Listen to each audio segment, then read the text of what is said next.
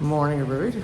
Join us for Saturday's seminar and workshop here at Mission to Oro Golden State Bonsai Federation Rendezvous 2025.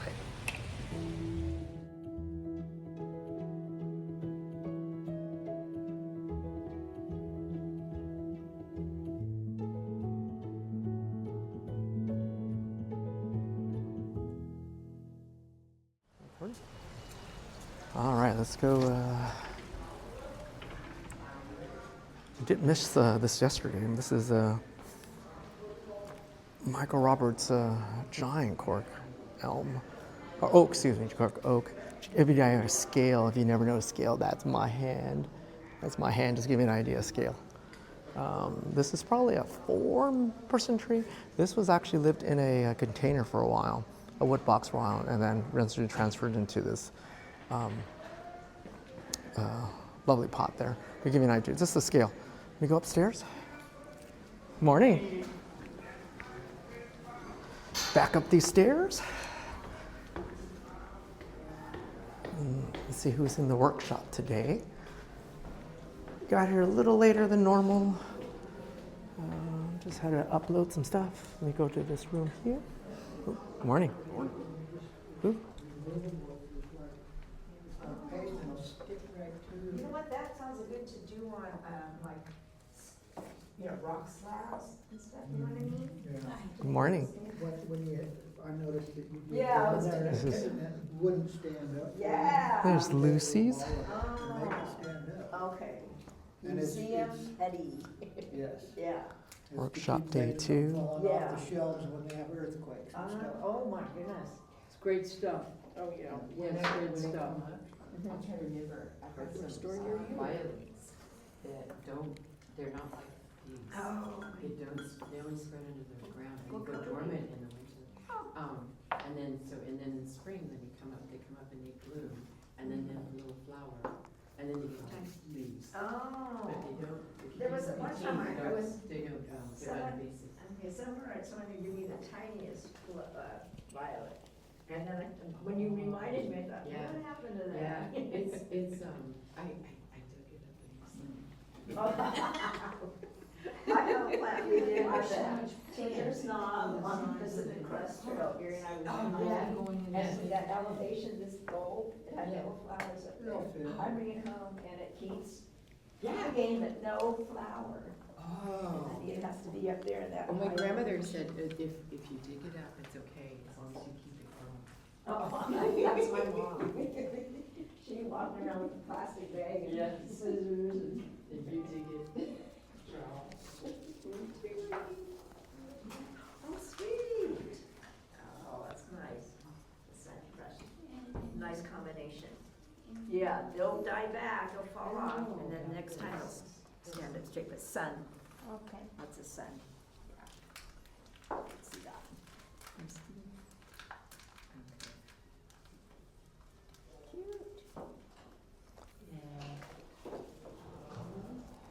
Cute. All right, that was Lucy's Just Saturday Kuzumoto workshop. That's part 2, which she had yesterday. Now we're going to a down in contact with this other gene, and now I have my side branch. so this is Marl Stemberger's workshop 4 points. and Sue Thin's workshop this morning. Number 1, first branch. Number 2, counterbalance. And then number 3, depth and apex. Okay? So I'm getting the work done step by step. Clean the first branch. Felipe is wiring everything to prepare for positioning. Now I work for getting the second branch in position. And step by step we will go up and Felipe will chase me with fine wire and hopefully we get the work done. You see already from here we have a good interaction between the movement of the trunk. We have a good line for the first branch here, nice and compact. You can already imagine, now I will put some structural wire here. That branch is coming over, creating another pad, insisting over an area of the tree that is basically empty, and also give me the chance to do second branch and also a little bit of depth together. And then we still have good whips at the top that we can round around the gin to kind of have these nice and round apex and these horns coming out. Any question? Eventually you're on a tilt to that. Not really, I don't want to move the angle. I like this kind of a flow of the first branch. I don't want to give more angle to then I have, if I do more angle, I have to counterbalance more, so I need to push that branch more. And if I lift, I risk to get this section horizontal, and it's something I don't want to do it. Horizontal lines or vertical lines in a tree that has movement, that will kind of distract from the composition. I want to go back a little bit to the question that was interesting about how we say the difference between the trees. So obviously, the species are very well recognizable. You can miss a little bit the difference between California and Utah juniper, very, very similar, but you can see visually how different is a Sierra juniper from a California juniper. A lot of time also for the environment, Sierra juniper that grows very fast in a short amount of time tend to have deadwood that is much softer and tend to explode. So we see this kind of explosion of deadwood in nature because there is a lot of moisture in spring, and so the wood also rot. We have this rotting part differently from California juniper. But the way how these trees come from the same gene, if you study basically the genetic of the tree, they are kind of cousins. Is because after the Eocene era, that was one of the last glaciation here, basically the glacier came back north and it started exposing areas. So juniper that were in more dry and hot environment start growing north, and while they grow in north, they change in their characteristic and becoming the different species we know now, starting from the one-seed juniper more down south and coming north to the Sierra juniper, because they adapt to the different environment. What about the western juniper, Marla? So, Rocky Mountain, you mean Rocky Mountain? I mean western. Which one is western? Go to the Sierra. Sierra? Oh, is it the same? Okay, so They're different. So western, Ah. western juniper is a little bit different than Sierra. They have a much stickier, kind of tacky foliage. where the western grows? I'm not Because sure. Sierra is up to the Sierra Nevada mountain. Yeah. Oregon. Oregon, okay. So I still have to see this western juniper. There's subspecies, there's subspecies. It's a subspecies of the Sierra. Okay, interesting. So you see also change the environment. So, for example, from my experience, up in Sierra Nevada mountain, you have a winter that is very cold, very moisture. Spring, the snow melt, so there is a big pack of snow that melt very fast, so create a pack, a weight that crash down the tree. That why they tend to open like that. And more north you go, the growing conditions are more wet and humid, and the summer is not so cold. So probably, as I said, moving up through the mountain, they will keep readapting. And you know, genetic works in the way that that tree has 1,000 sons or daughters, and then one of the daughters of the son has a genetic change, natural genetic change, that is natural selection, that is more useful for that particular valley where there is not enough moisture, there is not enough light, and that makes that particular individual the winner towards all the son and the daughter, and that is the one that will keep progressing the species and changing. In Europe, for example, we have Scots pine all over the place, from the coast up in Norway. It's the same Scots pine, but no one ever said that the Italian Scots pine from the coastline in Liguria is a different subspecies from that. Only on the nursery level, they took the different genetic from the Spanish one to the Norway one that they call another different variety, and they regrow as a plant. But in nature, They don't care. Now, I know you work a lot on Sabina juniper. See? Where are they? They are, so, also, there are Sabinas all over the Alps in Europe, but also Italian Alps are very wet compared to the mountain in Spain. So the Sabina in Spain, that is called Sabina rastrera, is different from this Italian Sabina.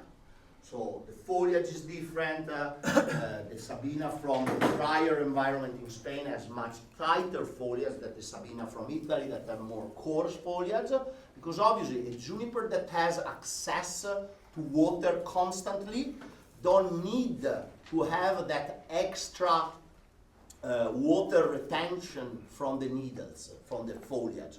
So it tends to grow much more open. A tree that grows in a very dry environment tends to have a very compact foliage because it has, in the moment, the morning when there is, we call, I don't know, remember how we say in English, in Italy is dew point.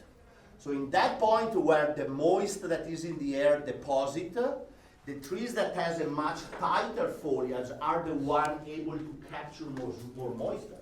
So it's also another natural adaptation because the one that cannot do it, eventually they're gonna die, and the one that has these more compact foliage survive. All right, that was just a quick a dueling workshop between Mauro Stemberger, Sam Tan, and Sue Than. They're all doing their, I'll come back when we go. Lovely, these other gentlemen. Morning. I'm going to the other workshops. I'll be back there. I want to make sure everybody has a chance. I'm trying to hit all these workshops before they close out. Don't forget, there's the morning sessions, afternoon sessions, so lots of workshops going on Saturday. This is just the morning half. Of course, it's just one of me running around here, so you can see it's a lot of running around here. So this is the individual workshops you can sign up to do here at the Rendezvous 2025. All right, so here's a Franciscan workshop this morning.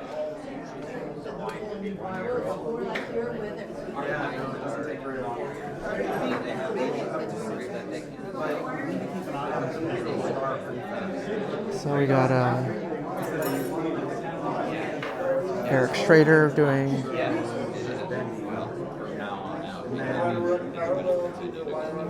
so that's a month later.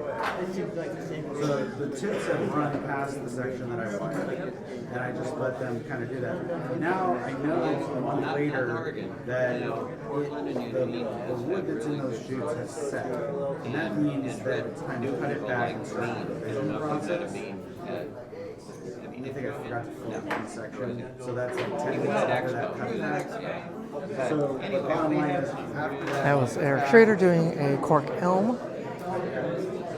We have Bob Pressler here doing a femina.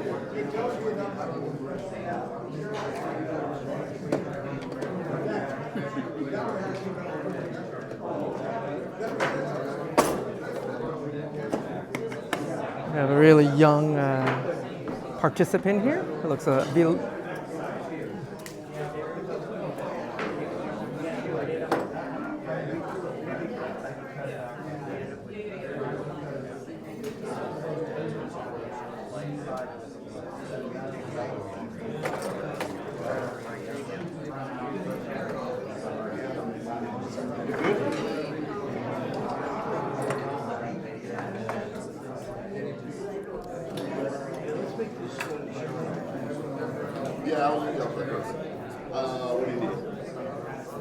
Good morning. What's up? Not much. We have a workshop with Peter Mack, working on Tissa Ikawawa. He's probably hand grown. So all these trees are probably hand grown here.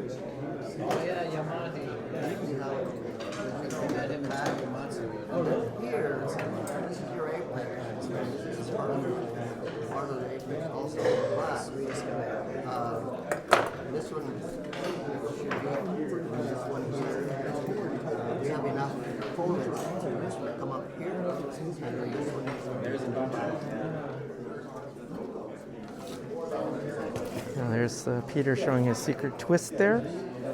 Trying.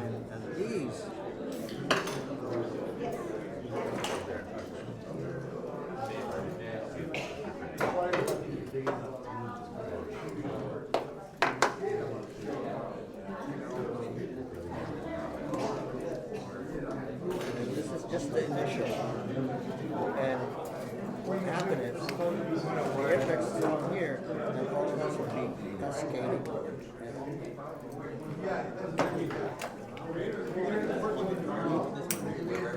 So when you have it like that, it is too long, so we can pull it and have short, and then short. See, and then these would have its own, and it just incorporates everything to the pad. Like this one here should be. And then we're talking about creating one, so we can put it, because you have these already. That's the same line. This one is probably the one that's longer. And then we clean it up. That's the reason this is very important. If you don't have another pot, you hang that. So that's Peter Mac doing his junipers have been twisted. It looks like they're making a forest planting using the lattice work, using popsicle sticks. Popsicle sticks? No, looks like long sticks here. And then one of the ways of bringing the trees and we have and then afterwards we can even do whatever. So I was wondering what the lattice is for. That's like the foundation where the trees can actually be planted on top of it, or not on top, but through it. So it's an anchoring point, so the roots have a place for that to grow on.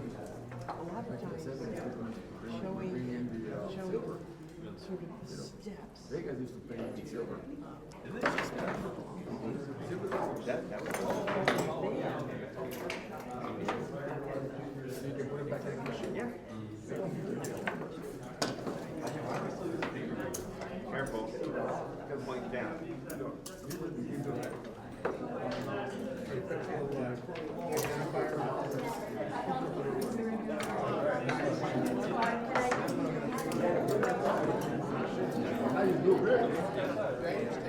We got Adam Talk here doing, looks like a variety of shohi. What do we have? This is good. So it looks like Seika has... Seika? Hi, Adam. Seika Onoki, and it looks like a juniper of some sort. So two very distinct type of material. Just give you an idea. You got that Seika, and that's a regular juniper. It looks like a very shohin variety.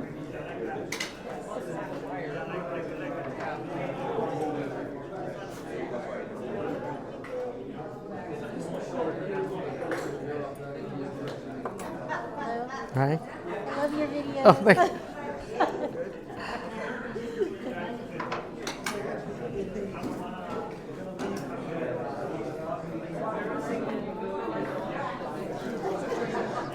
Look like they're just cleaning at this point. Or they're putting they're putting shari on. If you didn't know, they're putting shari on right now.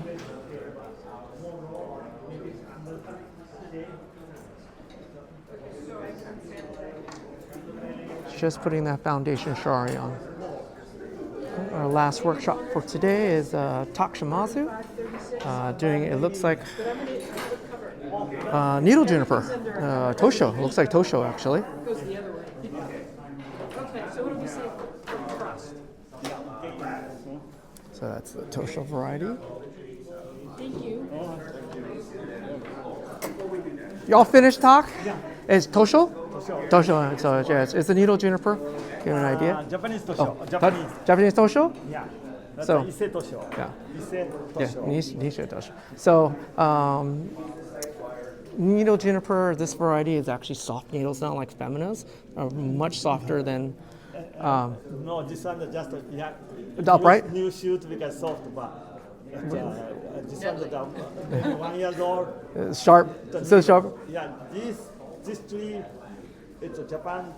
It's named the Nezu. Okay. Nezu, the farmer use they cut it like a, that's a wire. Okay. They cut it like this, a mouse hole. They put it in. Oh, like Because sticks. Oh, yeah. oh, that's interesting. Strong. Huh? Wow, That's interesting. that's interesting. Yeah, because that's Japan is big one. Huh? Farmer cut like every because big but short. Oh, so Because they're every year they cut it short. Oh, so he was explaining that they in Japan this particular tosha variety used for rodent control. They would actually put the cuttings into a mouse hole to prevent mice from coming out of their holes, basically starving them to death. Kind of a cruel way, but that's a kind of surprise tidbit. Oh, there's another group outside working. Let me go back to the front here. All right, so that's this workshop room going on right now. This is the morning. That's Juan Cortez, if I didn't introduce Juan Cortez there. He's doing that forest. Eventually, what you're going to have when we finish this, maybe a year or two down the line, is going to hit these full roots. All righty. Be able to just pick up by the hair. Let me head back to the workshop, see what's going on, the demonstration, headline demonstration, see what's going on.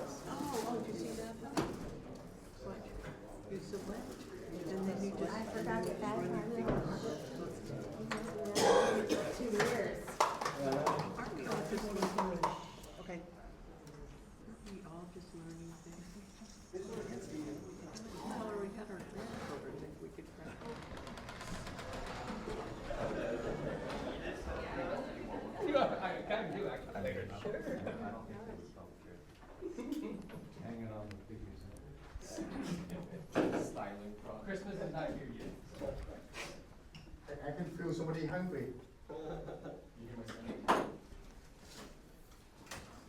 what I'm doing now, just select somewhere, and I think it's going to be good. Gonna cut it off, and too many branches.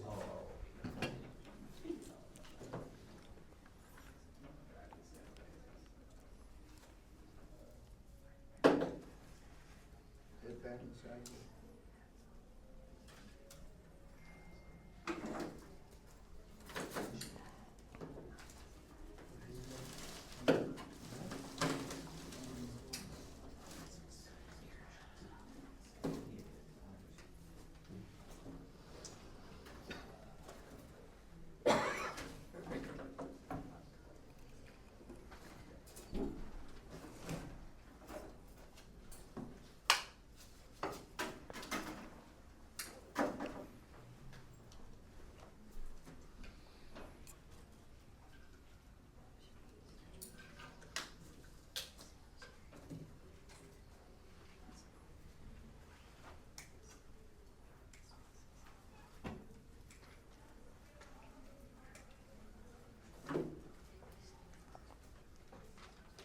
Sam, do you know how fast those pygmy cypress grow?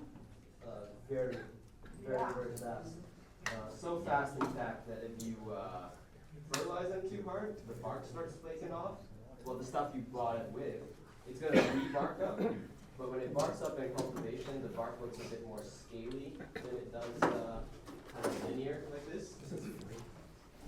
Yeah, but it's like long and linear. Like the domesticated bark is like kind of like squarish. Yeah, which is cool too. But if you like this look in this caliber, don't feed it too hard. And then put it in a really small pot. You want to constrain the energy. What about fertilizer then? Probably, half or a quarter of the dose or rate you would fertilize other trees. Just if you want to keep it small. They don't need much encouragement. And you need it in a shallow pot then too? Yeah, generally speaking, if you constrain it, it's gonna. Okay. Is that still in the soil, the planted soil? That is Bob's signature container. Yeah, it is. They do, I have one in Wisconsin, they do well. Oh, do they? Oh, great. Yep, we have to winter them, of course, but, well, they don't winter them outside. Yeah, but, they handle our weather fine, so. They're pretty durable. Yep. I like them. How long would that keep it inside? Well, they're still. Into a poor environment? I don't know. That's a good question. I think some people have said, yeah, it's just that. Maybe they're all just variations of Monterey cypress, you know? Crassus macrocopra. I don't know. I think their growth, the foliage pattern, I have 1 or 2 Monterey cypresses, and the angle of the shoots is a little bit different. Pygmy cypress tend to have this like 90-degree growth pattern a lot more than the Monterey cypress. So there has to be some subspecies kind of. Well, there's a cypress known as the Gowan cypress, which is, I think that these are an offshoot of that branch of cypress, which is different from Monterey cypress. Right, it could be. They all have the lemon lime smell, but I think they're related but not the same. Yes, okay. For And you sure. can do the top, okay? Put it down, not too high, not too wide. Well, you want me to wire at the top? You know why that's fine. Too high, put it down there.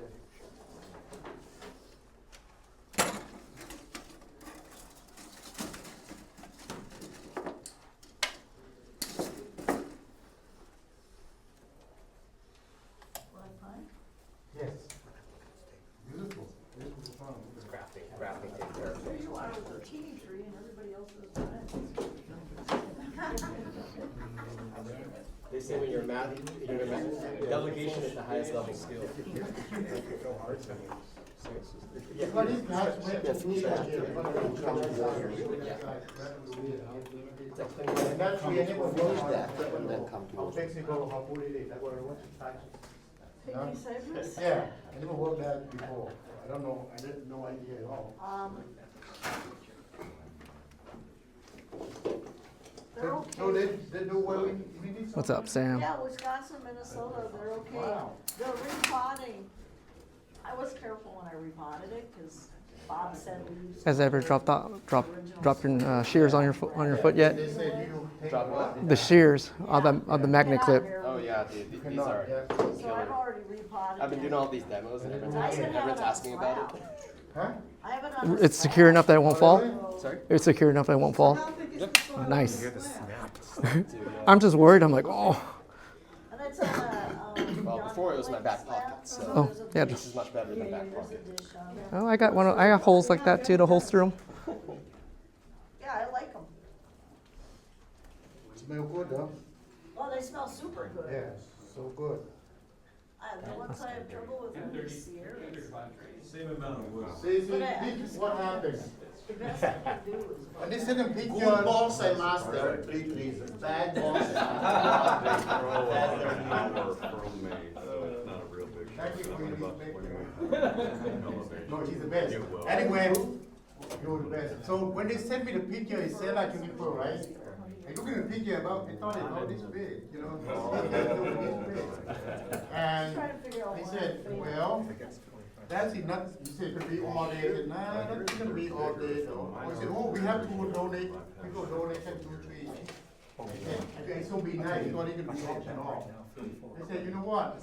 I've been working for you, so another tool that you can auction off, Yeah, some money. yeah. And we see this, oh my God, that's amazing. So, yeah, that will take 3 feet, so. Probably that one too, will work later. We have a long way to go. I want that. I want that, see? Yeah. I can't get them dense like I see some. Do you want that low range to flow out here or flow back? That's a good question. Just so I know where to place the pads, you know? No, I'm gonna make, so I can make it come back here. Yeah, come back here? Yeah, that way you can see more. It's too- yeah, that's Yeah. cool. You check it on me, you know? Good job, you give the directions, they do the work. Yeah. Best way to do bonsai. So you know you can hate it.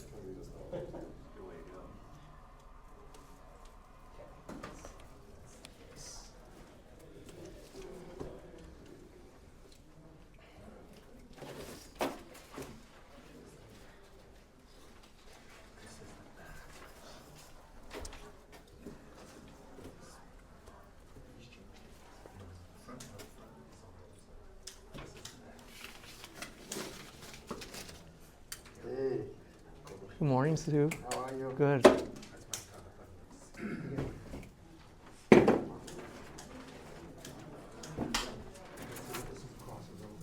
Of course, we got Steve here.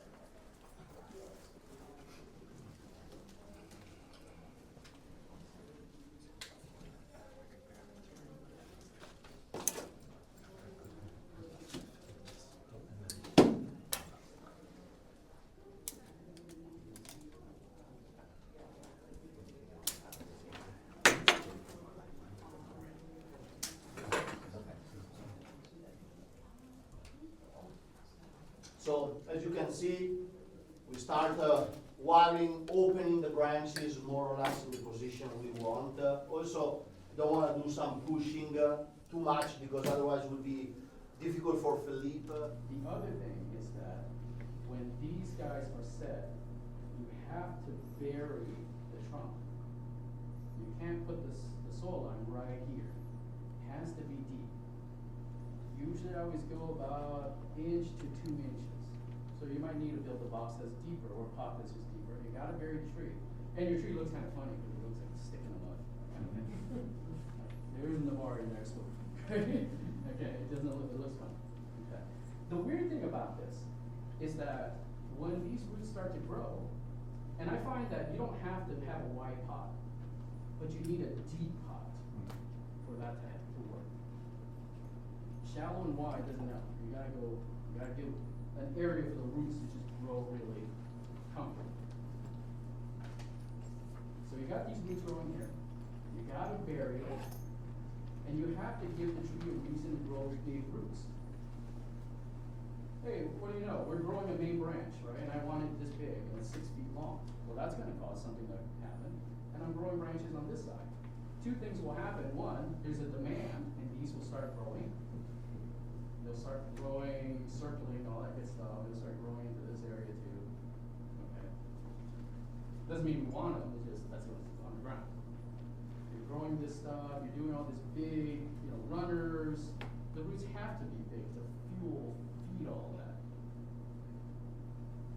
If you're growing a big branch here and here, a little extra is that they'll tend to swell this part also. Because there's so much demand for that one branch. And there's no main branch in the front, so there's less demand here. It's all on the side. So the tree looks wider. And it moves it into that oval shape too. What I found is that right where the soil is, right here, it's almost right at the soil, and I leave it in there 2, 3 years. Could be longer. Is right where the soil line is. That's where the taper suddenly gets wider. So when after 3 years you take it out and you clean up all these little roots that grow up and clean it out to find your roots for it, you'll see a substantial widening, but it's almost right at the soil line.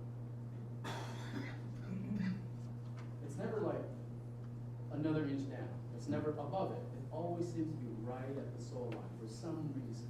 I don't know, but it seems to do that. And so you repot it, you see that root spread, and you're excited. You're like, wow, it actually worked, right? You have to be careful because that's still only kind of part of it, right? You don't want to get too excited and start showing it off too much. Because you're probably not quite done yet, and if you want a bigger, more pancake kind of look, you have to keep it buried still. You might show a little bit, you repot, bury it, and keep growing. Now, there's techniques to really get a pancake, which is putting a board here so it forces the roots out that way. I mean, how much of a pancake you want, that's up to you. At some point, it looks very weird. You may not want that. Some people love it. I'm kind of more of a natural, okay, it comes out, but then it goes down. It's not like, just keep shooting. And the trunk's like this big. It's kind of funny, cool, kind of looking at it like, wow, they did that. But it doesn't look like it looks off. So, as you're doing this, and you know that when you have your tree, you're repotting it a lot of times in the entire lifetime that you're having the tree. So this is only just one step in just thousands of steps. As you're repotting the tree and the root spread's getting better and better, you'll start showing it off a little bit more and more. And you'll get a certain root spread. You're like, this is great.